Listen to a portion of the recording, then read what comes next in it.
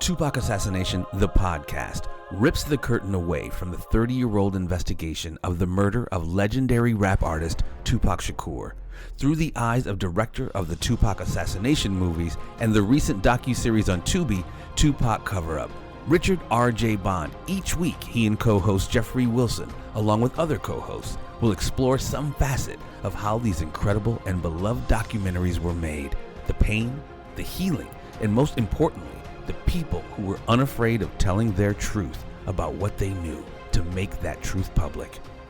Welcome to our podcast. Hey everybody, welcome back to the podcast, Tupac Assassination Podcast. It has been forever since we've been on, but I am RJ Bond, the producer and director of the Tupac Assassination series and the producer of the new Tupac Cover-Up series, which you can watch on Tubi at any given point in time because it's free and you don't have to pay for it. There it is. So with me as always, Arnie, say hello. Hey, how's it going, guys? Good to be back. Jeff. Good to see you, RJ. Yeah, thank you. You too, buddy. Jeff? Yeah, I echo those sentiments. Good to see you. Good to be back. Yep. So we got the whole crew back, and my gosh, there's been so much crap that's happened over the last several months since we taped last. And I do want to give a shout out to those who have been very vigilant about watching and listening to the podcast and being a part of that. And I feel like maybe you got rugged a little bit when, suddenly the podcast just stopped. But unfortunately, there was a good reason for that, a couple of good reasons for it. And we're going to talk about that in a little bit. So Arnie, tell me what's been going on with you since the last time we taped. What's been happening? Oh, wow. Just enjoying my new grandson that came on board. Congratulations. Man. And he's, taking up a lot of time.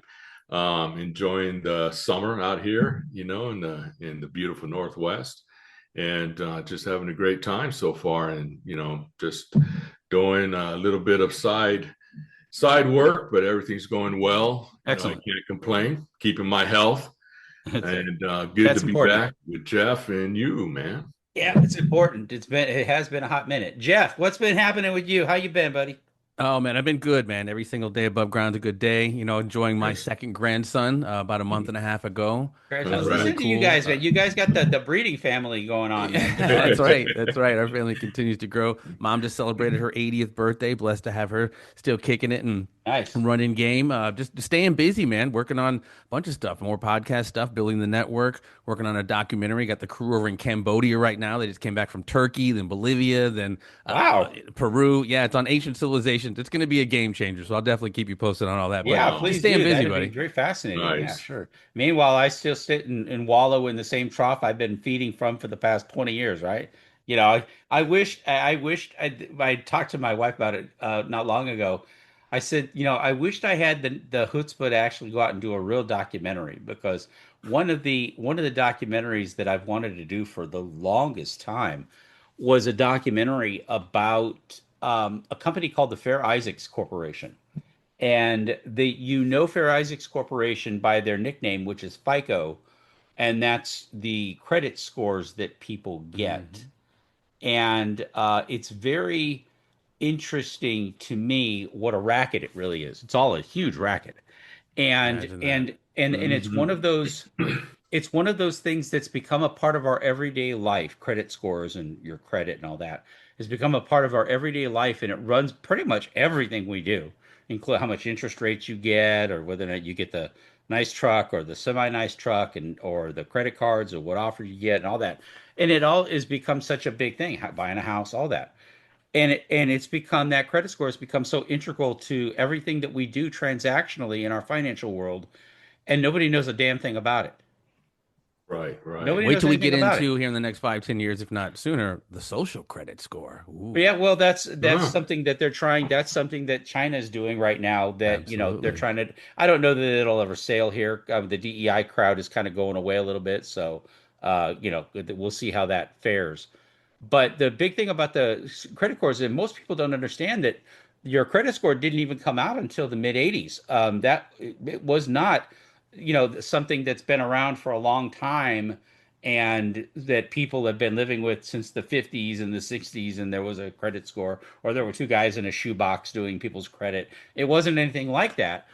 It literally got invented by Fair and Isaacs, two statistician guys. They invented it in the 70s. And Wow. then they turned around and they introduced it to the public in the 80s. So our parents never had a credit thing. They, if you worked hard, you had a job, the bank Showed decided on their income. own. Yeah.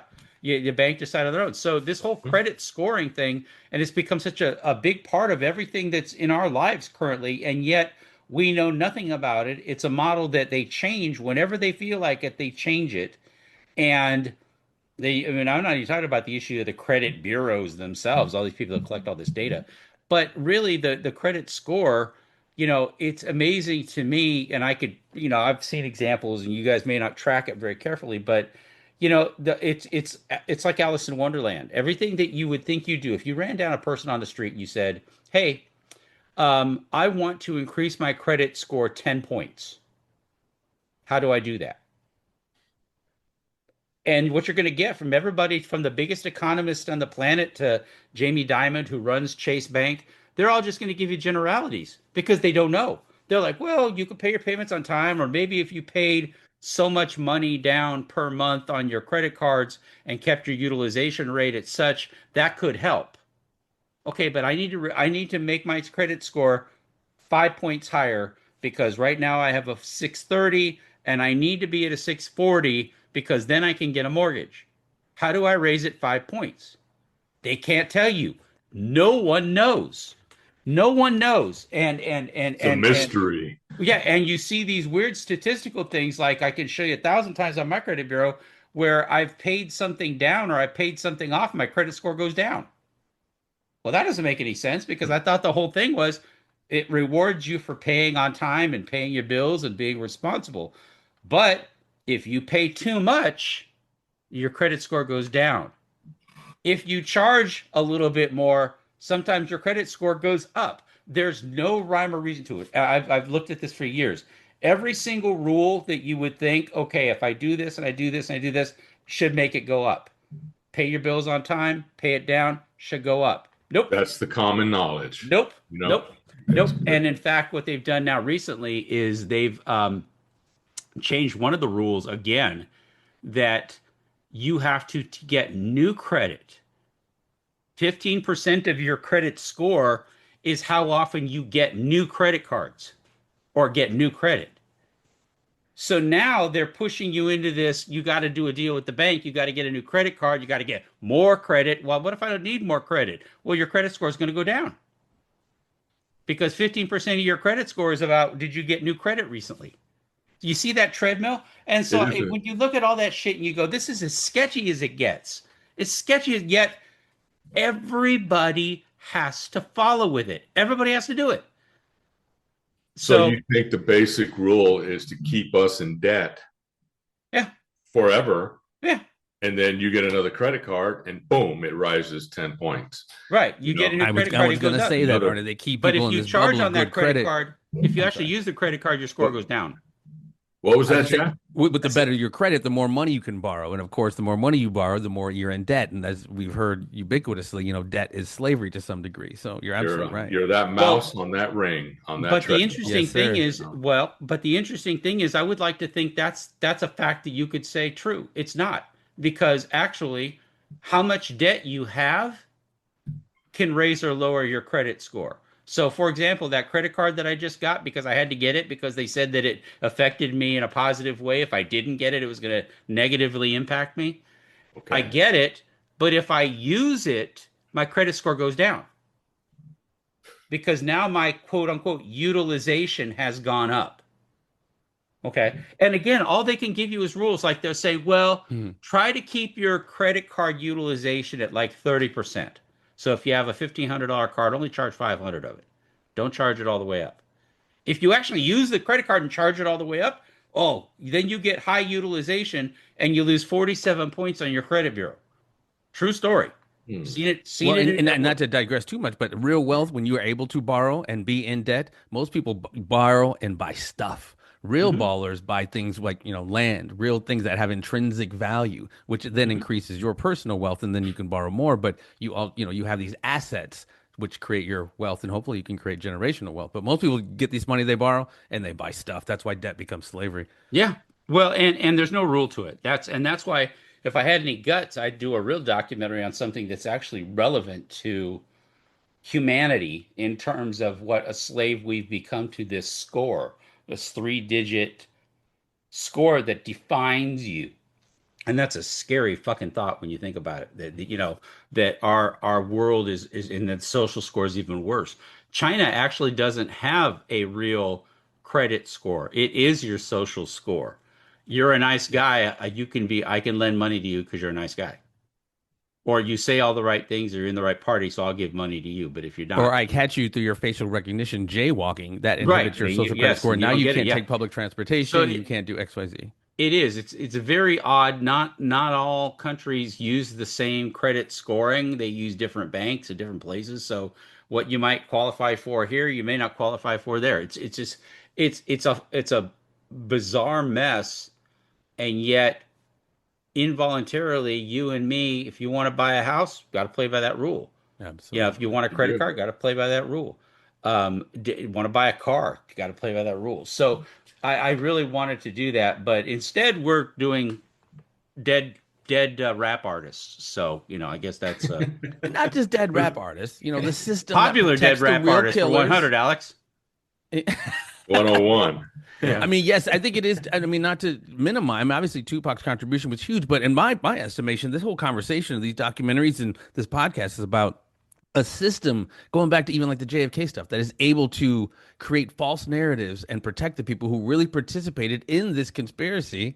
And I mean, not to directly point the fingers at anybody, but it wasn't, in my opinion, Keefe and Orlando and all that other stuff. So it's like the cover up was almost worse than the crime. Well, and Yes. And the I years and the time and the effort they put into it, Yes. yep. it's just crazy, just unbelievable, I well, and we look no further than current events with what they call the Russiagate hoax, and Mhm. that the FBI had burn bags full of classified documents that somebody didn't get rid of or somebody salvaged from getting rid of. And no matter what you believe about the politics of all of it, and it all stinks, it really does. But it shows you that cover-ups are a real thing. Cover-ups are a real thing, and no matter how credible a law enforcement agency is, even the FBI Oh, looks like they're involved. I CIA got looks like firsthand they're knowledge of involved. that, and Yeah, that, man. yeah, I do. Yeah, yeah, yeah. So for And us in our again, own little nothing is world, really new under the sun. Not to do a shameless plug, but I started this kind of clothing line and gear, IAOC, hashtag IAOC. It's all organized crime. yeah, yeah, Yeah, yeah, yeah. it Way to is. go. But That's just Solomon for the right fact there. that they could play it up this much, when we get back down to our little corner of the world and we're talking about a cover up that involves the LAPD, it involves Compton PD, it involves a lot of players, even the sheriff's department, I think to some degree, that we look at it and go, come on, really? I mean that was the big Greg Kading, made a big to do for a long time trying to minimize the assassination movies and go like, oh yeah, it was this big conspiracy and all these people were involved and it had to get the LAPD and it had to do that. Do you know how many people have to be involved in a conspiracy to do that? Well, yeah. Take a look how many people are involved in the Russiagate thing, and that'll tell you they're finding. I mean, they're sacking hundreds of people that were involved in this. So yeah, we know now that a Right? conspiracy can have 100 people in it. It can be that much. And when you start It's talking about compartmentalization, you don't necessarily need all of them to be on board. And and just hypothetically, you got your what's his name, Phillips, not Chuck. Yeah, Chuck Phillips, the LA Times. L.A. Times, and then you got Bernard Parks. Oh, you have certain people to Oh, set the narrative and other people to echo the narrative, and then everyone else just like falls in line. Yes, Yeah. they all are participating in it, but all you need is a few cats. Again, going back to JFK, all you need is, the chief of police, the district attorney, Henry Wade, and certain people to set the narrative and then the people to echo the narrative. Yep. And that's the official story, and everything else becomes conspiratorial. yeah, they're spreading false gospel, Yes, basically, and Absolutely. they're false prophets, man. And then Well, they and get think people about following. that. It's been going It's on for just thousands of years it that the has. Bible would even You talk see- about it. Right? I'm going Yeah. through the book of Hosea right now, and he Yeah. tells about it right now. Yeah. Mm. I was gonna say What's next to happening. Adam and Eve and the apple, I think the next closest thing is the conspiracy. So, lying and bearing false witness. They just did Pew Research just did a survey of generation, I think they're called General Alpha, whatever the current generation is right now, the younger kids. Mm. And they've interviewed them, and 70% of them, over 70%, said that it was okay to lie, that lying was acceptable. Imagine Oh, that. Yeah, that's oh, oh that's no. how our next generation is going to be, that lying is acceptable. And it goes back to there was a class that I took a long time ago in college about ethics. And there's a couple different kinds of ethics, and one of the ethics that is certainly at play in this documentary and the Tupac investigation, it dealt with a person's personal ethics, and there's a type of ethics called teleological ethics. Mm. And what teleological ethics basically says is the end justifies the means. If Mm. the result is a righteous result, then whatever you did to get to that result is ethical. So if you don't, And this is why I have this conversation with my best friend a lot. This is why I think we see so much more sociopathy than we've. I don't have the notes to compare it, but like people are so much in the lane of like every relationship is a means to an end almost than ever before, and that's very sociopathic in my opinion. Mhm. Yeah, and when you have an ethics, a personal ethics that says we don't like this guy, we think this guy, we believe this guy is a threat to our society, democracy, whatever you want to call it, so we got to get rid of him. Hmm. Yes. Kennedy, Uh-huh. name it, okay? Yes. Even Lincoln, we got to get rid of him because he doesn't represent what we think is right. Not even to So, get religious, but Jesus was one of the first victims of the deep state. yeah, Their version of the deep state. Jesus was, absolutely. Yeah. Yeah. Well, the Yeah. Romans didn't want to get rid of him. I mean, the Romans really were agnostic about the whole thing. Even the Sanhedrin, to a certain degree, was agnostic about it. But the chanting mobs were getting so mad that it became political. And Mm. that's when, the Pontius Pilate said, okay, whatever you guys are going to do, fine. I don't really yes. care. I'm not in it. Just do what you got to do. So, but to see all that, to back to Greg Kading's point, yes, there can be a conspiracy, and it doesn't necessarily have to be a theory. It can just be a conspiracy, and that's that, for it. So that was I don't even know how we got off on that rant. Anyway, but I have to follow my own sword for part of why we've been gone for this long. Um, Yes. it's all me. But one of the reasons that literally we didn't do the show was because I was asked to testify in one of Keefe D's hearings, one of his trial hearings, Oh, and and I think we talked about this. I think the last show we did, I think we talked a little bit about it. I don't know That if we talked about you. I don't not know if it was. I don't know if it testifying. was You on air or were, not. Okay. yeah, it Okay. was, So as a lot of people know, I've been trying to keep up on things, keep up on the news and everything. mhm. And more importantly, B-roll is a bitch. Getting B-roll for a documentary is just a bitch. It's very expensive, and you can never, as they say, have enough of it. And so when you're doing a documentary and they're talking about, let's say, Keefe D, for example, and you have to go find footage of Keefe D, well, one or two scenarios exist. Either you're going to find somebody who will give it to you, or you're going to pay a lot of money for it, depending on that. But to get the footage, that's what you have to do. You have to negotiate a way out of it. Sometimes you can do a fair use, copyright fair use, but even then, that's $10,000 to $15,000. It's not free. It's not free. In fact, let me tell you guys what a Mhm. lot of YouTubers think, and I'm going to put this out there from personal firsthand experience, that a lot of YouTubers think when you go use something and you think it's fair use. You come up with this concept of fair use, fair use, fair use. It is not. Fair use is the most expensive, theoretically, Hmm. expensive way to go rather than just buying a license for something. So you might be able to pay $1,500 to Shutterstock to buy footage of, let's say, Tupac. You buy some footage of Tupac, and it's $1,500 to buy the license to, the footage and the license to use it in your Okay. documentary. But that's okay. No, I'm going to go over here to this website and I'm going to grab 15, 20 seconds of footage of Tupac and I'm going to put it in my documentary. I'm going to call it fair use. Well, anytime you use that in a commercial documentary, Not necessarily talking about YouTube. I'm talking about in the real world, the big boy world where documentaries happen. When you go to actually use that footage and your distributor, whoever's going to put it out publicly, says to you, do you have fair use footage in there? And you say, yes, I do.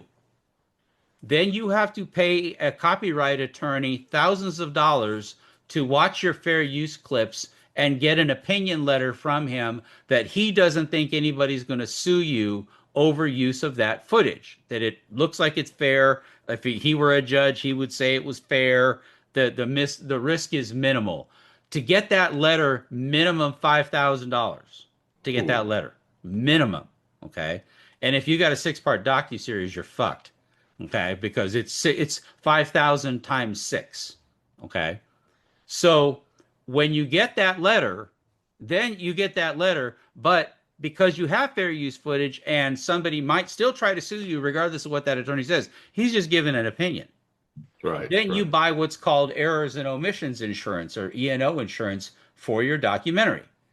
And you pay $10,000 for this insurance, and the insurance gives you another $10,000 deductible that if anybody makes a claim on a fair use claim and it goes to the insurance, I have to pony up $10,000 for my deductible before the insurance company will even start to defend the claim, even though I bought the policy. So I'm using fair use clips and suddenly I'm $30,000, $40,000 in, when it probably would have been easier for me just to go buy the licensed footage, and I have a license to share for even $10,000, for example.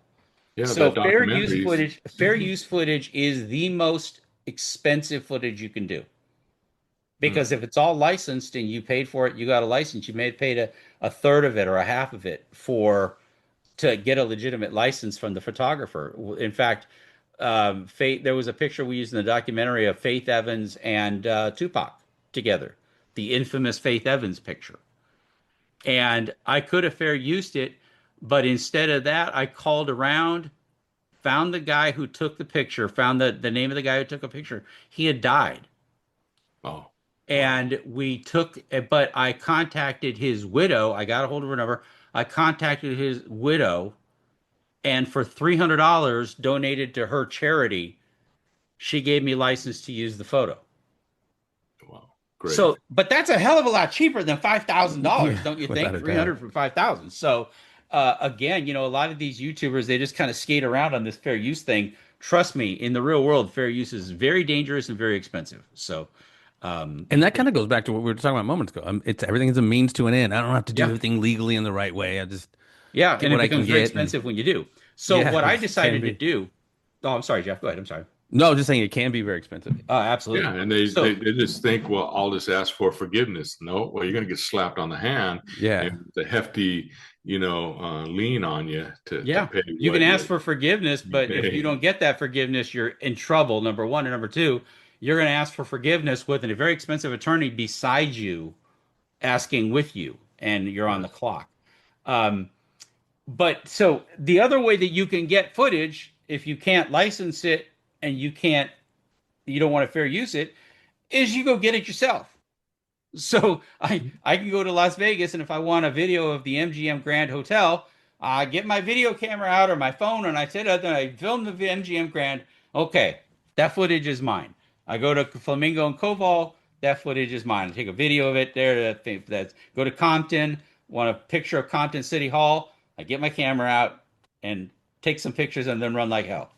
So that's usually my experience in Compton. But I'll never forget, Mike Carlin and I, we did, when we were doing Battle for Compton, we were doing part 3. We were standing in the middle of that Compton, the square, which has got the courthouse and it's got the city hall, and right in that with the big arches in the front. The station there. Yeah, the police station there. And we were there on it was like a Sunday morning or a Friday morning. It was like early in the morning, and it was summertime. There was nothing going on, but it was very quiet. I've never seen two more nervous dudes on the planet than the two of us walking around just shooting video. We're like, oh, we got to get, I'm thinking it's not even nighttime, but we're like, we got to just get this and get the hell out of here. So we did. So I digress. You can go But that get is your own something that you footage. did. I don't mean to interrupt, but that is something you did in the series. A lot of your documentaries, some of your reenactments, you go get your B-roll when Frank was still with us. The Yeah. Tupac stand-in. And that was a great way of Yeah, storytelling. you're Yeah. rolling with the former mayor, Yeah, with Omar, putting Omar in the car Yeah, and all. Yeah, well, listen, that's called that's a cinema verite. There's actually a name for it. It's like being in the moment with There it. you go.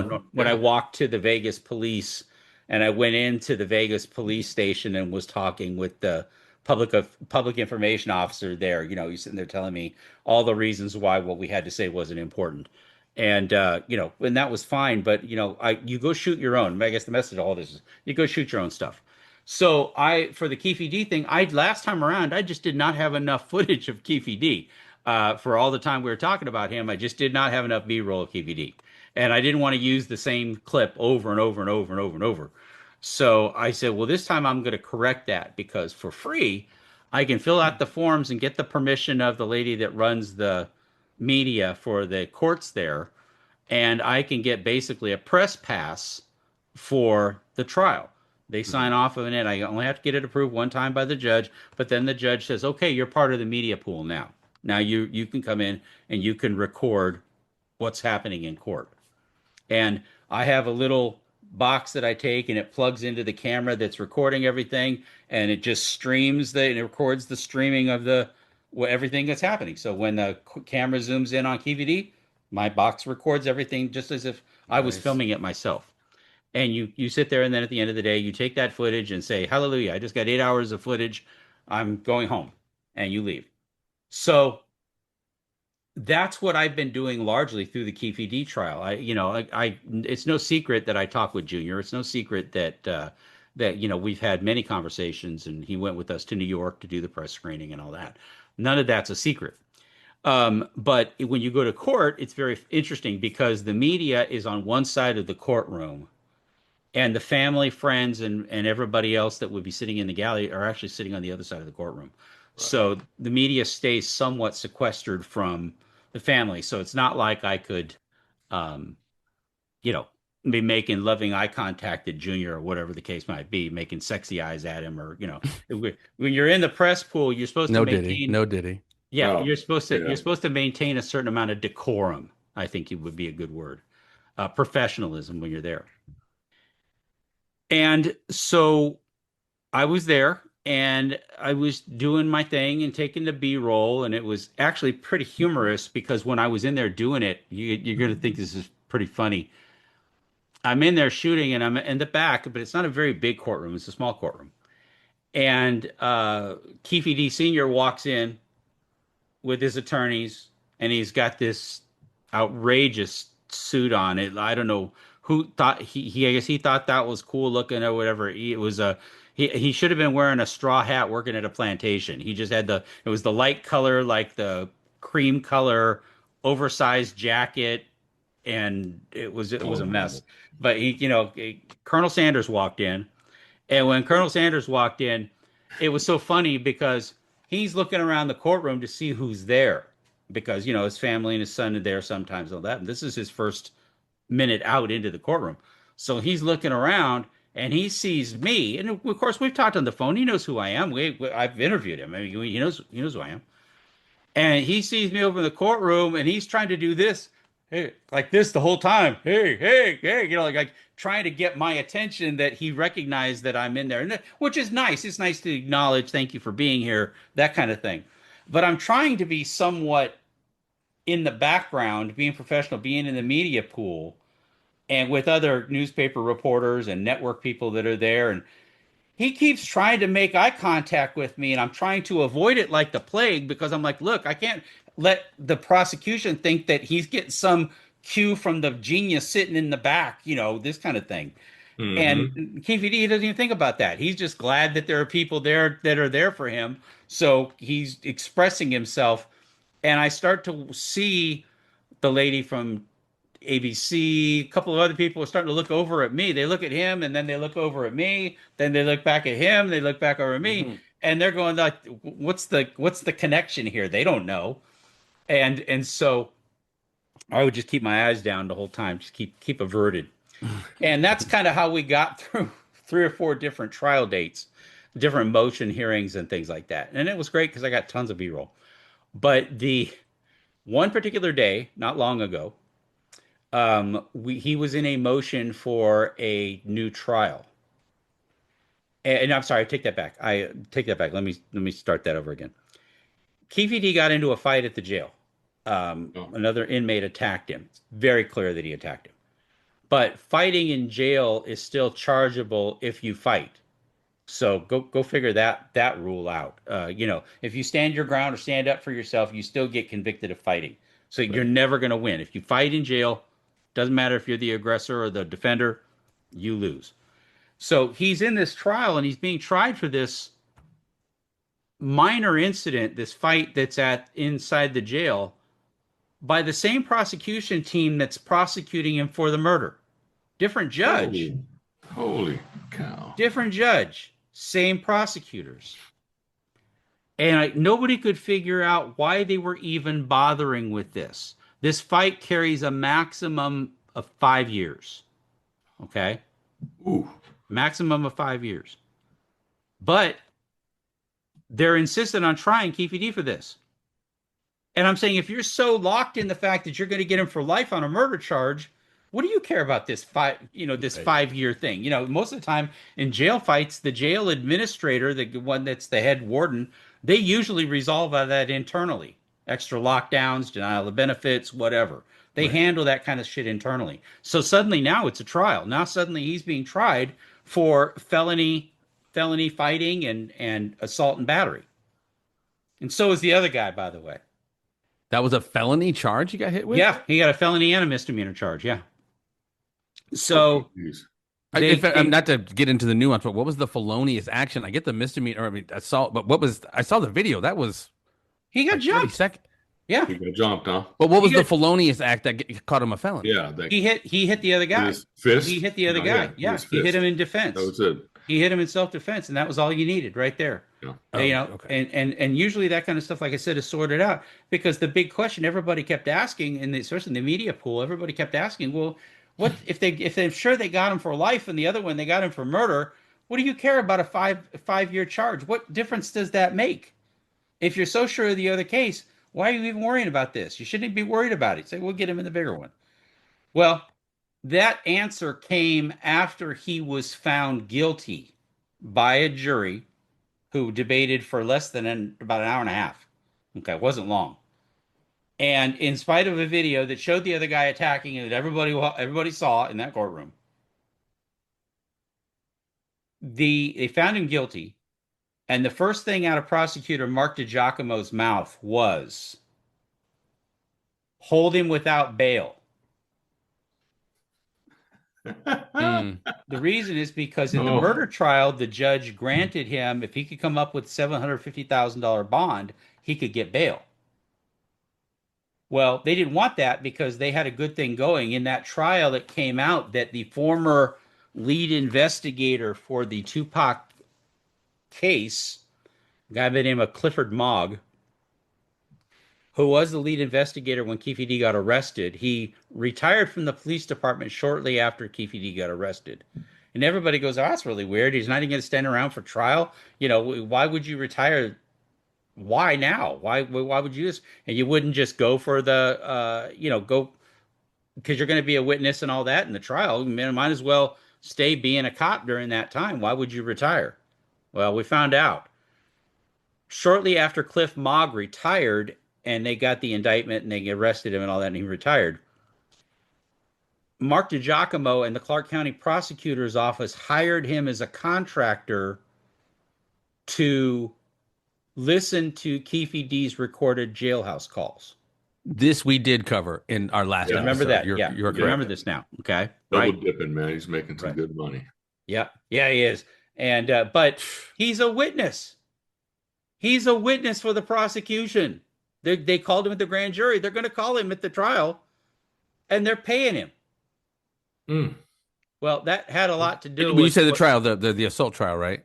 No, No. yeah, The they're murder paying trial? him. They're paying him for the assault trial to listen to all the jailhouse calls, but they're also that consultancy would go over into the murder trial because they're trying to record him something that he might say that he might slip up and do be some sort of an admission.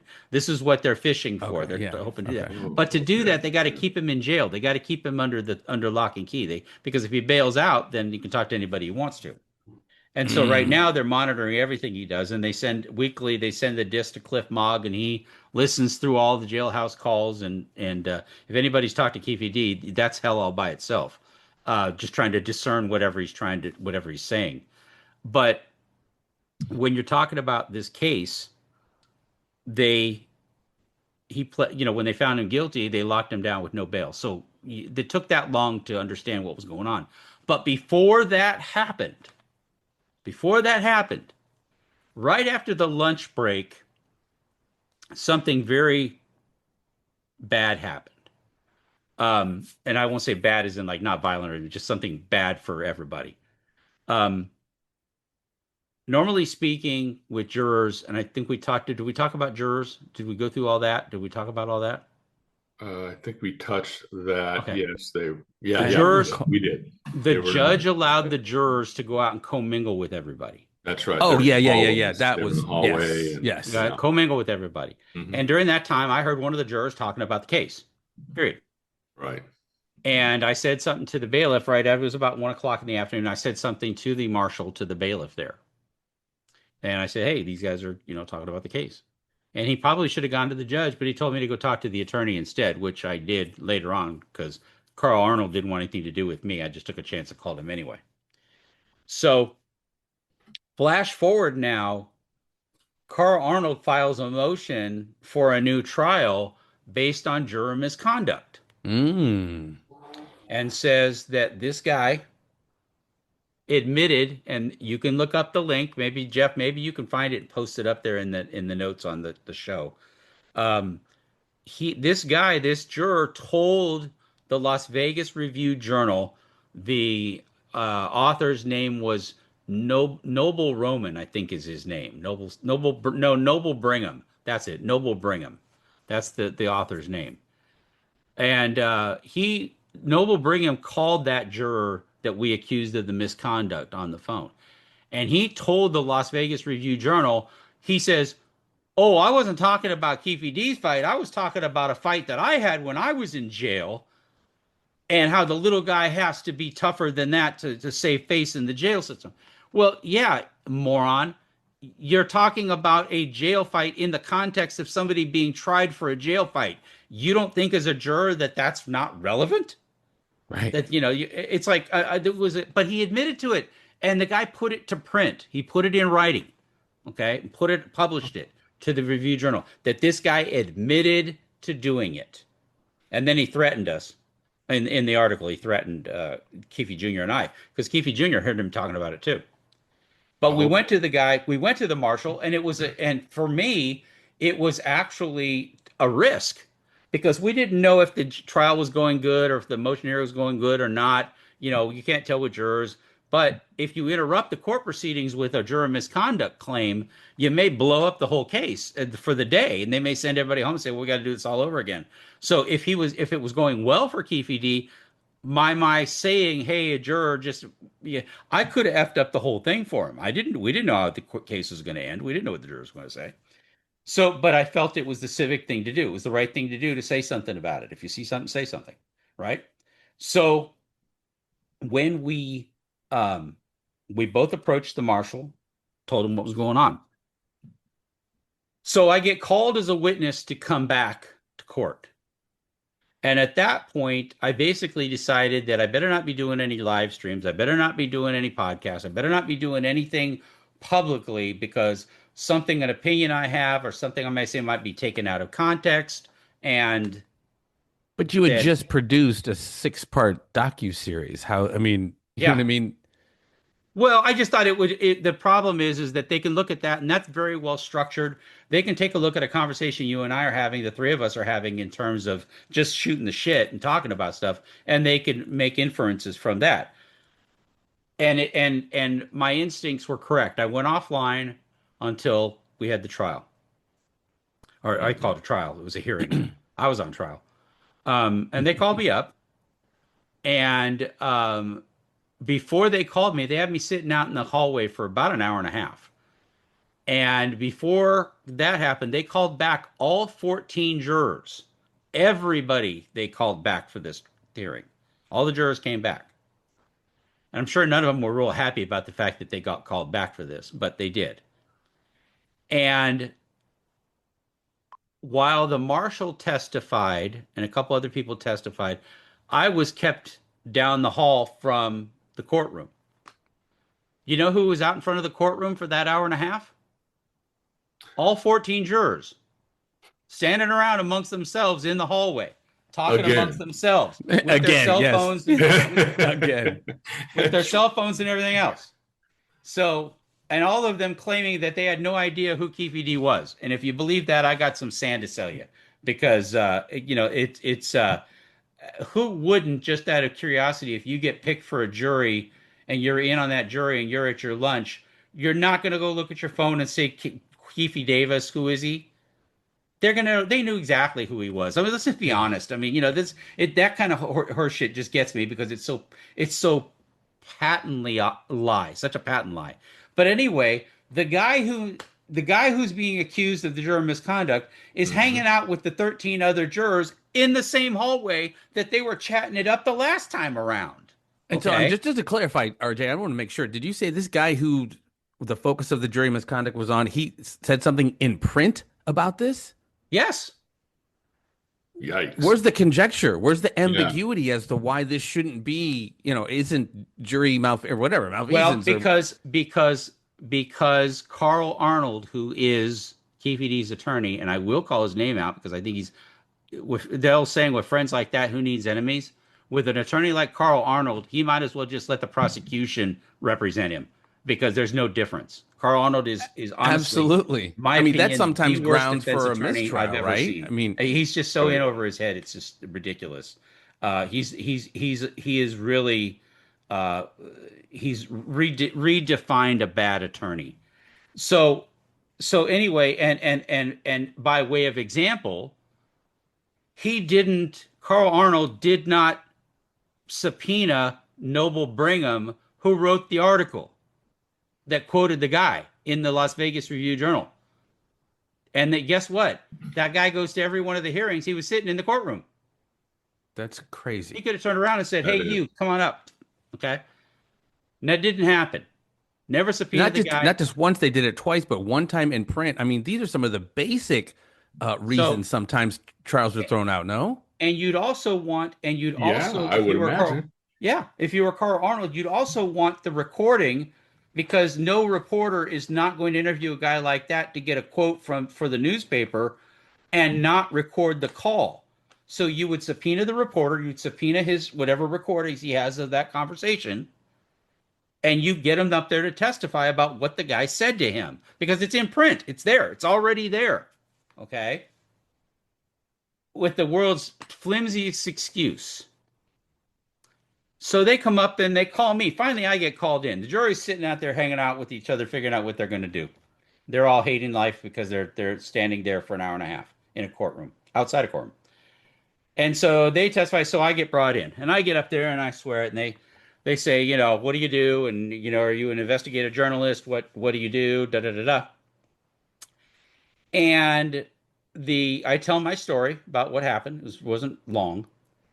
And the prosecution, Mark DiGiacomo, the prosecution for this case and the TUPAC murder case, who I'm sure has watched TUPAC cover up, pretty sure. He says, "Well, you like Mr. Davis, and you said on a phone call that you'd do anything to help him and all that." Yes, I did. "And have you given them money?" "Yes, I have." "Have you ever taken any journalistic ethics classes?" No, I haven't, because I guess apparently journalists are not supposed to pay people that they interview or that they talk to. I guess that's a journalistic rule, although I think that's rich coming from a prosecutor who pays informants to give them information and testify at trial. So let's not talk about ethics in terms of who pays who for saying what. But they tried to make it out. They dropped a couple of bombs on me. They said, did you give Mr. Davis $10,000? And I said, huh? And they said, did you give Mr. Davis $10,000? I said, no. They said, have you given him any money? I said, yeah, I put some money on his books, on his commissary occasionally, but no big deal there. I mean, it happens all the time. I know journalists all the time to put money on people's books, and they do it either out of they feel bad for the guy or, somebody's helping him. But I said, yeah, I put money on his phone, I put money on his books, a couple hundred here, there, wherever, but not $10,000. You're out of your mind. And he says, well, you did sign a contract with Mr. Davis, did you not? I said, no. I said, where are you even getting this information from? And he says, well, does your phone number end in blank, blank, blank, blank? Yes. And so, well, we have these calls here. And he says, well, I'm not going to play them, but I'm just going to tell you that it's been said that you signed a contract with Mr. Davis. Is that for a future video production or a future movie? And I said, I've never signed a contract. Oh, wait a minute. You know what? Keith Davis signed a release for me because he did an interview with a guy by the name of Art of Dialogue who interviewed him. And in their agreement, Mr. Davis owned every bit as much of that interview as Art of Dialogue did. So I used that in my documentary. Here we go with that fair use thing again. Art of Dialogue came after me. Right. Yeah, I remember that. We talked Just about said that. you didn't have the right to do it. Well, Keith Davis was co-owner in that video, and we brought the paperwork to him. His attorney went in, gave him the paperwork. I think it was PI, wasn't the attorney. PI went in, saw him. He signed the paperwork, signed off the rights, and gave me a release to use the interview. So, done. But there wasn't a contract. I didn't have a contract. The guy signed a release. A release. And There was no exchange of money. no. But again, it's how do you try to throw water on me to make me look bad, make me look compromised? Well, I was excused. Jurors came in, and I left. Come to find out after I left, because I actually hired an attorney to represent me in that hearing, because I didn't want them trying to take pot shots at my past for anything that they think I might have done wrong in my past. And not that there's no there, but you never know what people are going to make up. Yeah. So my attorney walked me out, and he said, because I'm walking you out now because I don't want them to call you back. Let's go. No callbacks. So we left, and then I heard later, as I was leaving Vegas, that the judge ruled that I was biased, that I was dishonest, and I didn't have any credibility, and that I would be. She stopped short of saying I'd be willing to lie for Keefe D, but she basically said that she thought that I would have enough bias to want to make up a story that there was juror misconduct, and that all 14 jurors said the same thing. They all turned into Sergeant Schultz. They saw nothing. I know They nothing. heard nothing. I've never been, and no Keefe D, don't know who he is. Just in We case never useful talked about the people are case. listening to this, Oh it's a my Hogan's God. Hero reference. That is a Hogan's Hero reference. Go check it out. So Deep that's the Yeah, cut. reference. there it is. Deep cut. If you know, you know. Yeah, She's exactly. ready They- to mingle they- again. They denied clean sweep. All 14 jurors denied that they had heard that one guy who admitted to the Review Journal that he had said it. They said he didn't say anything. He said, I never said anything to anybody. Clean sweep, 14-0. Okay. Everybody said the exact same thing. Yeah, you know why? They were sitting out in that hallway figuring out what they were going to say. They didn't want to come back another day or sit through another trial. So It's interesting that Keefe D's public statements are why we're talking about this. Granted, there were more of them as far as his supposed implication of this, him in this crime. But this one guy says it publicly. Now that's irrelevant. We can't work with that. It's ridiculous. right. So I find out that every single juror lied.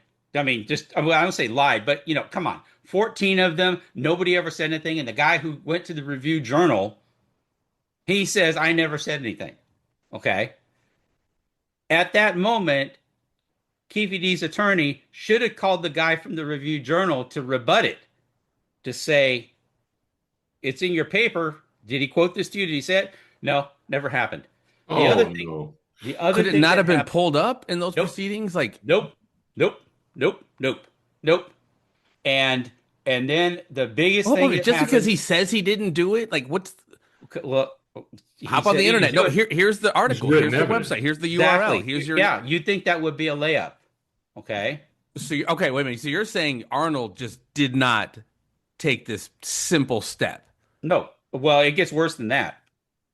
So when we had this, when when I heard more about it, I heard that the marshal that I went and talked to before the jurors ever convened to deliberate or anything like that, um, that when I told this marshal, I made a big deal about it. They interviewed the marshal before they interviewed me, and the marshal said that I didn't approach him until after the verdict was read.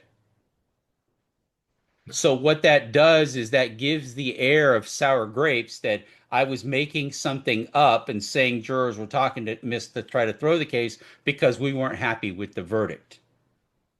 And dude, that was a flat out lie. I will take a lie detector test all day long. I think we might do that for season two because I don't like the fact that they said I had no credibility. And Arnie, you understand that. You see how that game Oh plays. yeah, man. And when you get your credibility jammed like that, it's upsetting. It really is. You lose a lot of sleep over that. Firsthand experience. Yeah. Yeah. I bet. So, and I was pissed because there's really nothing I can do about it. Not officially, not legally anyway. It's not like I can charge the judge's office and say you're a fucking liar. But here's the other part of it. Defamation. In every Oh, courtroom, they're immune. From it, in every courtroom in Nevada, in that courthouse, there is a camera system called the JAV system, JAV system. And it is a closed circuit set of cameras that are inside the courtroom. Now, the media can't have that. The media shoots their own footage. But these closed circuit cameras sit around the top of the inside the courtroom and they catch everything. There's also cameras out in the hallway. yes. And I had to demand from Carl Arnold that he get the footage from the hallway because I said, "Hey, listen, there I want to make sure that the guy I saw talking should show me walking through there at a certain time and the guy's talking, so I want to make sure that I can identify him." That's called for all of you at home, that's called witness prep. And I said to the guy, Carl Arnold, I said, "I need to see camera footage." "Well, I don't think there is any." "Well, find out." So we went back and I had Junior go back and he looked up. Yeah, there's cameras up there. So we said, you need to make a request for the cameras. He did it so late that they produced the hallway camera footage the day before my testimony. Okay. So I had to go there late that night and watch that footage. But what Carl Arnold didn't do and should have done was that there was footage of the inside of the courtroom. I approached that marshal in the inside of the courtroom. So there would be a time specific, date specific entry on the video cameras showing me talking to that marshal. And I guarantee you it contradicts what the marshal said. The marshal may have believed that we talked to him after the verdict, but the reality was is that we didn't. We talked to him right after lunch. And the footage would have revealed that, but Keefe D's attorney never bothered to subpoena that footage. That's insane. I mean, that's just It is. It's incompetent, is yeah. what Yeah, I it was gonna say is. I was a Yeah. dereliction of duty, but that's almost too like a light Incompetent, of. totally incompetent, and I don't give a shit whether he. That's all fact, and he can get as mad as he wants to about it. It's all fact. So it's clear to me, especially in that, because they just ran me over like a freight truck and the judge denied the new trial and gave Reggie Wright a victory lap saying that I was an idiot and a liar and my lies were going to be exposed. It really wasn't that bad because good news was it was July 2nd, so it became part of the 4th of July news cycle, and so that kind of burned through fast. People turned it over fast. It wasn't a slow news day, it was a busy news day, so it kind of got burned. But that the problem that I've got with the whole thing was that this judge, Judge Crawl was her name. This Hmm. judge, in my opinion, she didn't know how to run a courtroom. They have an area for jurors in the back. It's called the jury room. The Right. jurors go back there and they Every have courtroom food. has one. Yes, they have food. They have bathrooms back there. Okay. Yeah. We know that there Coffee, are water, bathrooms. Yeah, go ahead, Arnie. coffee, water, anything that, books that they bring in, they leave back there. It's a secure area so that nobody can, speak with them or, any type of, contact from the Right. outside. With this Yeah. judge, The instead of putting him, sequestration, I think they call it, the that's sequestering, exactly right? Yeah, sequestering the jury. yeah, Yes. sequestered. Instead of doing that, she let him out in the hallway to commingle with the media and the family and Oh, everybody else, which you just know is asking for trouble, period. So yeah. that was bad discretion on the part of the judge to begin with.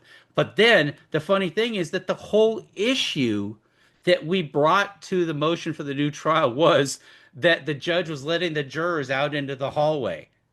So where does the judge put the jurors while they're going to be questioned in the middle of the fucking hallway? And then one Right. person talks I about can't it make this on shit record. up. Yes, and Well, the we guy say who's pendeja, yeah, I can't make this shit up. Pendeja. So and here's the funny part about yeah, I don't know Noble Brigham. I've run into him a couple of times. I don't have anything negative to say about him. I just don't know him. But what's interesting to me is the symbiotic relationship that the media has with the Las Vegas court. The Clark County Court has one lady. Now, mind you, they've got like 15 courtrooms, okay? And under certain circumstances, you can imagine that's a media circus there, at time to time, depending on what's happening. They have one lady that runs all the press, all the media relations goes to this one lady. Shut up. And the judge approves it, and then you have to coordinate with her about it. She flits from room to room and checks the media and sees who's there and who's not there. And some of them have press passes and all that. So, the Review Journal's there all the time. The local news affiliates are there all the time. Telemundo's there all the time for whatever reason.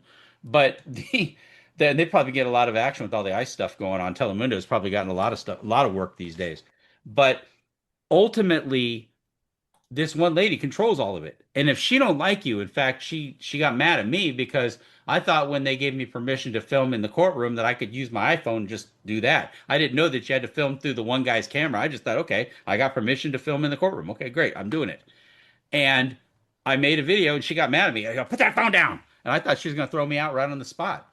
But that brings up the point that I wanted to make about it is that even if he had called that Review Journal guy, I would like to believe that he would do the right thing and verify what he wrote in the newspaper and not deny that he wrote anything because it's there in black and white. But it brought me to the point where the media that are there in that courtroom, that's their living, that's how they make their living. And pissing off the lady in the courtroom Yeah. um, by virtue of the fact that they piss off the prosecutor who makes a quick phone call like, does this RJ Bond really have media credentials or permissions to be in there? Well, we don't think he should be in there anymore. And the next thing you know, you're getting you can't be in there anymore. Now that hasn't happened because the Crawl case is over with and Kearney's a different judge. So, I still have rights to go over there and film. But I guess I said, which I really don't have a big desire and interest in doing anymore, but we'll see. Um, because I was firsthand witness to what I consider to be an amazing sham. Okay. And so that's what's really that's major part of the reason why I was off the air. Because I mean, look at the damage they did to me, accusing me of giving Keefe D $10,000 and doing that. If I had been on the air doing live streams and stuff like that, and Lord knows what I say whenever I do live streams, is kind of like with the podcast. But I think, but I think that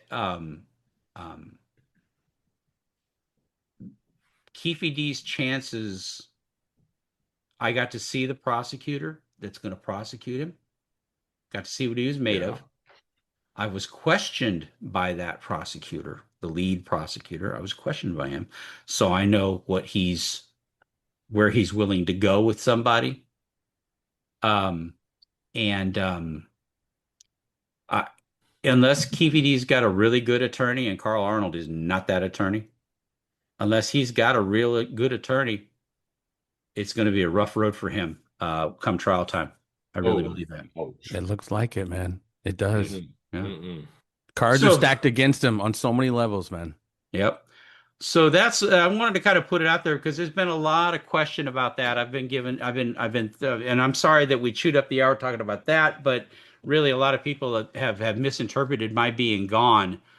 Mark Twain said rumors of my death are greatly exaggerated. Rumors of my appearance from the scene and these podcasts and everything like that is not an admission that in any way, shape, or form I've gone away or that I'm gone No. or that Reggie Wright Jr. has scared me off the internet for some reason or another. I don't know why. Nah. But at Mm-mm. the end of the day, when he's not getting run over by a van, uh, Oh, classic footage there.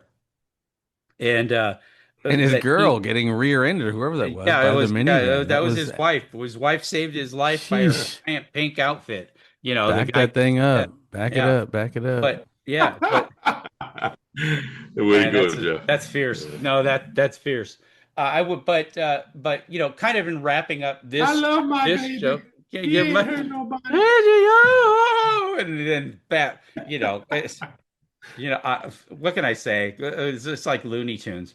Um, but I wanted to get that out, in way of bringing us back into the show again with the guys and putting it back out there again that there is no other reason that I've been gone off the scene that we haven't been doing it other than the fact that I felt like it would be important. And this is what I keep saying about all the witnesses in the Keefe D case. Apparently, Reggie got told by the prosecutors, by the way, to shut up. He finally admitted that on one of his YouTube streams that the prosecutors called him up and told him to shut up. He thought they meant about the TUPAC case and about Keefe D. I think they were just trying to tell him to shut up generally because Period. whenever you say shit, it ruins your Right. Period, credibility. man. Just shut up, period. But they apparently told him that. And I felt like, if you're going to be, ask questions, don't give somebody more things to ask you questions about. So I just went dark for a while to just wait for that case and let that get over with. So now that it is over with, we're back, baby. Mm-hmm. We're gonna knock some holes out There in we this. go. We got a Well, and lot. me personally, I mean, we just talk, RJ, obviously, but this whole conversation, the podcast, all your documentaries, and even this kind of catch up and get everybody up to speed of where we've been helps give context to this stuff. I mean, it's a 30-year-old case, and not that people are always going to love Tupac, but I appreciate your voice so much, the research you've done, again, and the nuance of all of this, what we just talked about today. People probably have no clue of what you just went through as it relates to this Tupac case. So how we are able to bring context to this, 30-year-old case and getting down to the nitty gritty, man. I appreciate you, man. Well, I Yeah. appreciate you Kudos, guys man. too. You guys, go ahead, Arnie. Go ahead. Go ahead, No, Arnie. with just exactly what Jeff said. It's been a long time, and they're just falling into place, and just listening to the false doctrine that's going out there, and it's just and they just let the chips fall where they may, Right. instead of doing their correct investigation Yeah. and following up with where the money trail is leading to and where it's Absolutely. going to, and that's what they need, and you will find that lucky charm at the end of the rainbow there, but they're not. They're No, just thinking, hey man, we're gonna get this guy and convict him, and it's Story over. it's and sad to say. and Yeah, honestly, and even that though, and the sad postscript to all of this is that I've kind of had to break off contact with Davis Senior and Junior because because when the prosecutor starts asking you if you've given them $10,000, that had to have come from somewhere, and it didn't come from me. And they're no. recording his phone calls. So if Senior is bullshitting somebody or saying that I'm doing this or I'm doing that or I'm giving him money or whatever, sometimes you have to kind of distance yourself from that.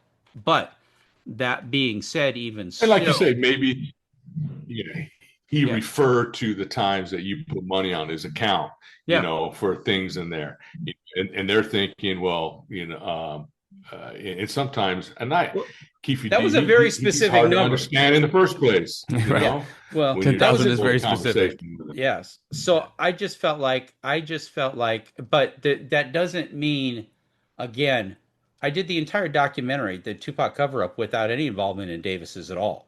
So it's not like, I need the Davises in direct communication with the Davises to be in there.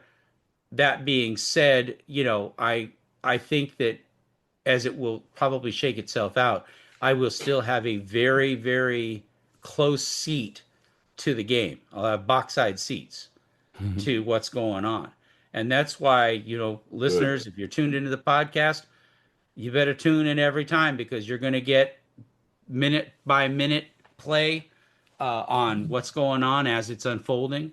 We didn't And even talk about, unless it gets delayed, February yeah. will be, or Well, we'll it'll be be a there. blink of an eye. It'll be here before we know it. February or March, I think it got delayed too. Yeah. No, still February. It's Yeah. still Okay. February. Yeah. So February, that'll be here before we know it. Yeah, Okay. and again, I didn't even mention the writ that Carl Arnold just filed up at the Supreme Court for Keefe D, but we'll talk about that next show. That's what's up. Yeah. That's So six months away, man. You know. Yep. So hang tight, everybody. We'll wait. We will stick around. Stay tuned to the podcast. You never know what we're going to talk about. I don't think we even know what we're going to talk about. We never know what we're going to talk about either. Credit scores, Tupac. Yeah. Tupac. Yeah, there you go. You can Tupac's credit score. It's all love, baby. It's all love. Right. So anyway, the gospel, the true gospel. That's right, exactly. Quoting Bible and everything else. You get it all on this show, baby. You get everything. All right. So Arnie, say goodbye. Hey, hasta luego. Ciao. Right. Jeffrey, you want to wrap it? Wrap it. Peace and all that love, baby. Peace and all that love. See ya. Mm.